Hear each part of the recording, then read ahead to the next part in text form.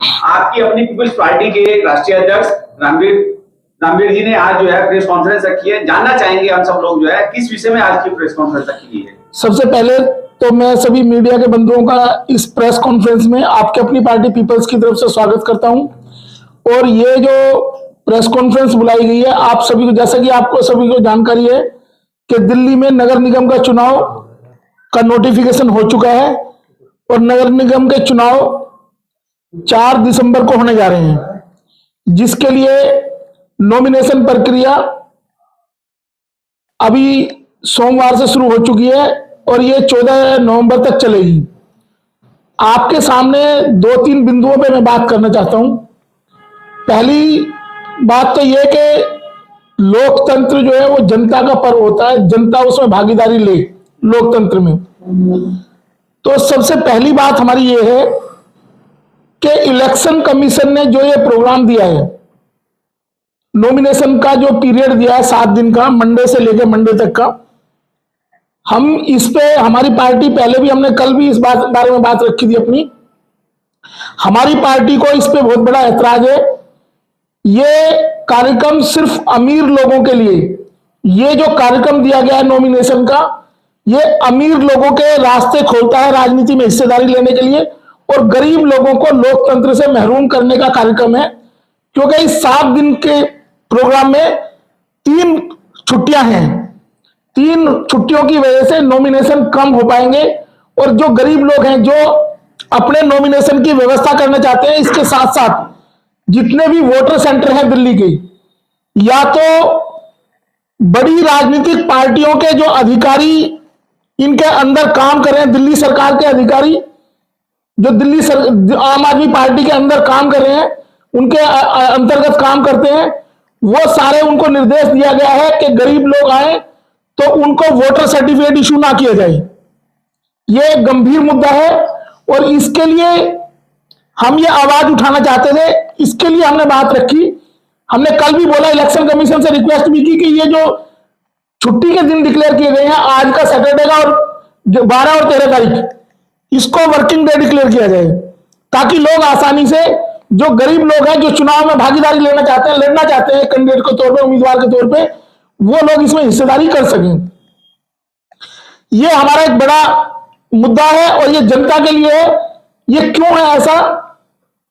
इस मुद्दे में सबसे बड़ी बात यह है कि जो गरीब लोग हैं, जो पिछले लगभग 2 साल से लगातार ये सो कॉल्ड बड़ी पार्टियों के लिए पोस्टर और होर्डिंग लगा रहे हैं, उन लोगों को राजनीति से महरूम करने के लिए एक षड्यंत्र है जिसमें इलेक्शन कमीशन भी शामिल है।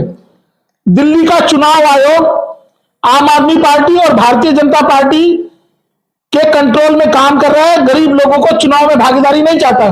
इन दोनों पार्टियों ने कल 11 तारीख को नॉमिनेशन का टाइम जाने के बाद अभी तक इनके कैंडिडेट डिक्लेयर नहीं हुए थे। कल रात को 9 बजे के बाद आम आदमी पार्टी ने अपनी पहली लिस्ट जारी की है।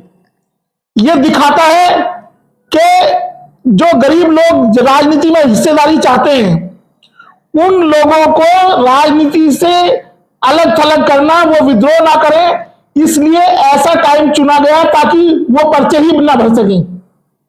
तो इसमें चुनाव आयोग की साठगांठ है, साफ साफ दिखाई देती है और हम पुरजोर तरीके से इसका विरोध करते हैं और जनता से आह्वान करते हैं कि ज्यादा से ज्यादा लोग इस चीज को, इस आवाज को उठाएं इलेक्शन कमीशन के सामने, सरकार के सामने, कि अगर भविष्य में कभी दोबारा ऐसा चुनाव कार्यक्रम आता है तो उसका विरोध किया जाए और चुनाव आयोग जनता से राय लेकर कार्यक्रम तय करे।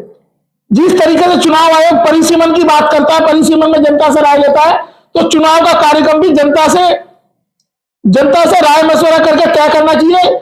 ये गरीब लोगों को, जो धन्ना सेठ लोग हैं, वो नहीं चाहते कि गरीब लोग चुनाव में हिस्सेदारी लें। पहला मुद्दा हमारा ये है। दूसरा इशू, कल आम आदमी पार्टी जो दिल्ली में सरकार चला रही है और पंजाब में भी सरकार चला रही है, कल आम आदमी पार्टी के मुखिया अरविंद केजरीवाल द्वारा एक प्रेस कॉन्फ्रेंस की गई है और उसमें दिल्ली की जनता को गुमराह करने के लिए 10 गारंटी की बात की गई है। मैं आप लोगों का ध्यान, आपकी अपनी पार्टी पीपल्स 2017 में जिस दिन से पार्टी बनी है, उसी दिन से हम लोग लगातार ये आवाज उठा रहे हैं कि दिल्ली का मुख्यमंत्री झूठा और बहरूपिया है, ये लोगों को गुमराह कर रहा है। मैं आपके सामने कुछ डेट्स बताना चाहता हूं कि जो गारंटी दी गई है उनमें कहा है कि हम सैलरी टाइम पे देंगे, जो सफाई कर्मचारी हैं या जो निगम के कर्मचारी हैं उनकी सैलरी टाइम पे देंगे। आपके सामने मैं कुछ डेट्स बताना चाहूंगा जिसमें आम आदमी की दिल्ली की जो सरकार है, जिसके मुखिया केजरीवाल हैं, और मुख्यमंत्री होते हुए उन्होंने सफाई कर्मचारियों की सैलरी पिछले 8 साल में लगभग 15 बार उनकी सैलरी रोकी गई और उनको 6-6 महीने के लिए उनको एक एक टुकड़े के लिए मोहताज किया गया। आम आदमी पार्टी के मुखिया ने, दिल्ली सरकार ने एमसीडी को जो सैलरी रिलीज होती थी कर्मचारियों की, उसको कई बार रोक दिया गया, जिसकी वजह से लगभग 15 बार दिल्ली नगर निगम में सफाई कर्मचारियों की हड़ताल हुई है। आपके सामने ये मुद्दा है और आज अरविंद केजरीवाल जी गारंटी दे रहे हैं कि मैं अगर निगम में हमारी सरकार आएगी तो हम सभी को सैलरी टाइम पे देंगे। आपके सामने जो मैं बात रखना चाहता हूं वो ये है कि अब दिल्ली नगर निगम को यूनिफाइड जिस दिन से किया गया है, अब दिल्ली नगर निगम की सारी शक्तियां सेंट्रल गवर्नमेंट के पास चली गई हैं। अरविंद केजरीवाल जी फिर एक झूठ बोल रहे हैं, दिल्ली की जनता को गुमराह कर रहे हैं, झूठ बोलते हैं कि अब सैलरी हम टाइम पे देंगे। पहले उन्होंने गरीब लोगों के साथ धोखा किया, सफाई कर्मचारियों के साथ धोखा किया और उनको कहा कि आपकी सैलरी पीछे से नहीं आ रही, जबकि कई बार 4,70,000 करोड़, जो 70 करोड़ रुपए थे, 4,70,000 करोड़ रुपए उनकी सैलरी इन्होंने 3-4 बार रोक दी, जिसकी वजह से सफाई कर्मचारी सड़क पे कूड़ा फेंकने के लिए मजबूर हुए। अब जबकि वो केंद्र के अधीन हो चुके हैं, तो दिल्ली नगर निगम में जो भी चुनाव में भागीदारी ले रहे हैं, मैं उनके सामने बात रखना चाहता हूं, दिल्ली की जनता के सामने आपकी प्रेस कॉन्फ्रेंस के माध्यम से, कि अब जबकि दिल्ली नगर निगम केंद्र सरकार के अधीन है और केंद्र में भारतीय जनता पार्टी की सरकार है, अगर निगम में दिल्ली की जनता ने भूल की तो जो दिल्ली में नगर निगम के कर्मचारी हैं उनका इससे भी बुरा हासिल होने वाला है। ये आदमी फिर रोना रोएगा कि मुझे केंद्र से पैसा नहीं मिल रहा और अब की बार भी इसका जो दिल्ली नगर निगम है इसका बंटाधार हो जाएगा, इसके कर्मचारियों का हालत खराब होगी। दूसरा, दिल्ली में जो एक गारंटी दी गई है कूड़े के पहाड़ के बारे में, आम आदमी पार्टी बार बार कूड़े के पहाड़ की बात करती है। हमने डाटा निकाला है कि दिल्ली जल बोर्ड, जो कि दिल्ली सरकार के अधीन है, उसने जितने भी नालों की सफाई करी है, जो नाले 60 फुट की रोड और जो बड़ी ड्रेनेज है उनमें जितना भी स्टिल्ट या कूड़ा निकलता है वो सारा कूड़ा डंपिंग यार्ड में जाता है, जिनको कूड़े का पहाड़ बताया गया है।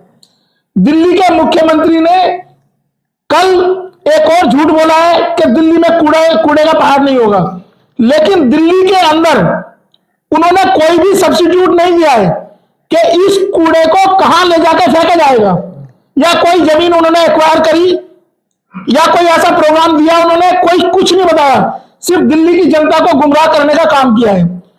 ऐसे झूठे वादों के खिलाफ आपकी अपनी पार्टी लगातार संघर्ष कर रही है और अब हमने दिल्ली में कैंपेन चलाया था कि दोनों भ्रष्टाचारी हैं, एक बड़ा भ्रष्टाचारी, एक छोटा भ्रष्टाचारी।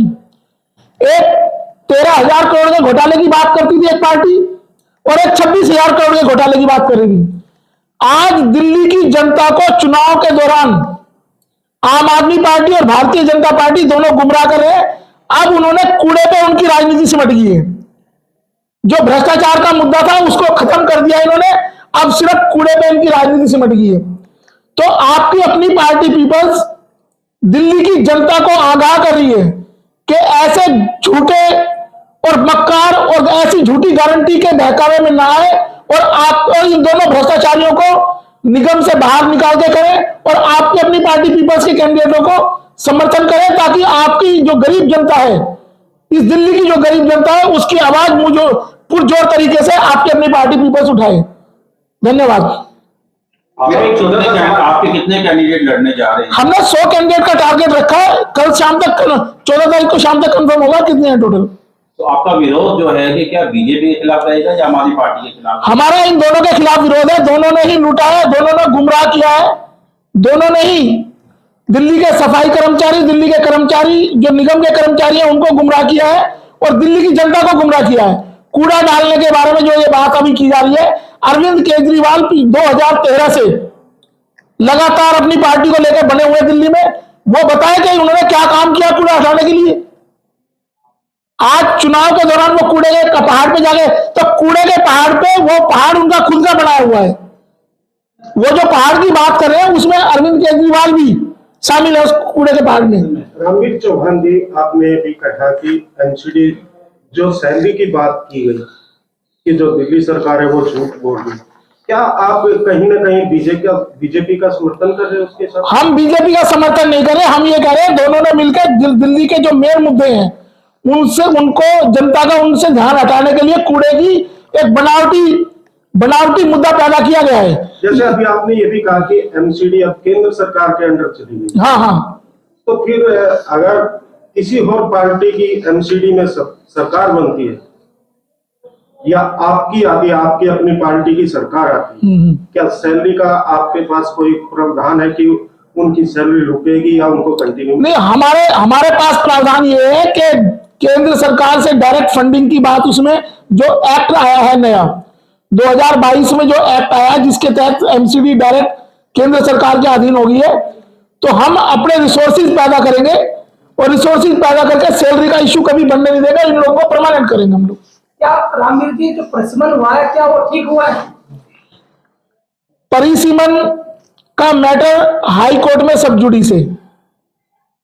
हाई कोर्ट में इसका सही और गलत का निर्णय हाई कोर्ट लेगा। 14 दिसंबर कांग्रेस पार्टी ने अपनी एक पिटीशन फाइल की है। हालांकि हमें नहीं लगता कि उस पिटीशन का कोई मतलब रह गया है।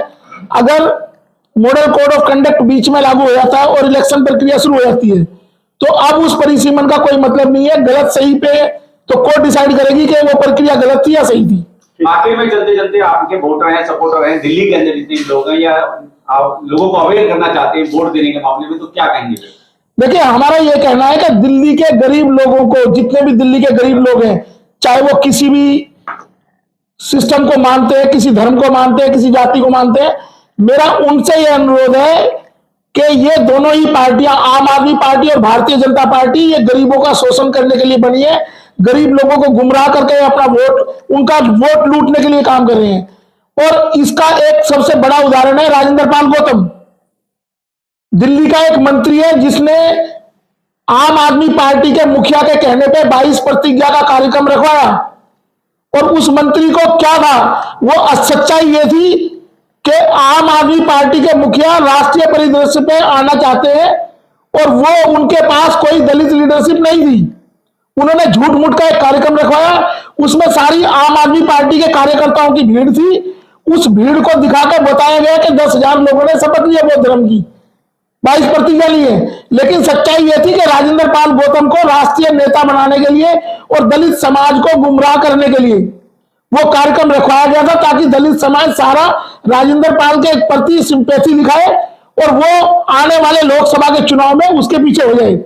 ये आम आदमी पार्टी के मुखिया अरविंद केजरीवाल की बड़ी साजिश है। इससे ये उस समाज को गुमराह करने की साजिश है। इसलिए मैं बार बार कहता हूं कि दलित समाज के लोगों को गुमराह नहीं होना है। और हमने एक प्रोजेक्ट लिया, हमारी पार्टी कास्ट एबोलिशन एक्ट पे काम कर रही है। पूरे देश में 11 राज्यों में हमने राज्यपालों को ज्ञापन सौंप दिए। 11 राज्यों के राज्यपालों को हमने ज्ञापन सौंपा है कि वहां के मुख्यमंत्रियों को आदेश दिया जाए कि आने वाले विधानसभा के सत्र में वो कास्ट एबोलिशन एक्ट पेश करें विधानसभा में। और हम राष्ट्रपति से जल्दी ही मिलने वाले हैं इस मुद्दे में। हमारी पार्टी, अगर इस देश में आर्थिक आधार पर आरक्षण सही है तो फिर इस देश को आर्थिक आजादी की लड़ाई लड़नी पड़ेगी यहां के गरीब लोगों को। तो उनके बीच में से जाति का बैरियर हटा के कास्ट एबोलिशन एक्ट लाओ, ताकि ये सारे गरीब उस आरक्षण की जो 10% की व्यवस्था इन्होंने बनाई है वो 100% हो जाए और उसके लिए वो काम करें वो लोग। चलिए ठीक है, बहुत बहुत धन्यवाद।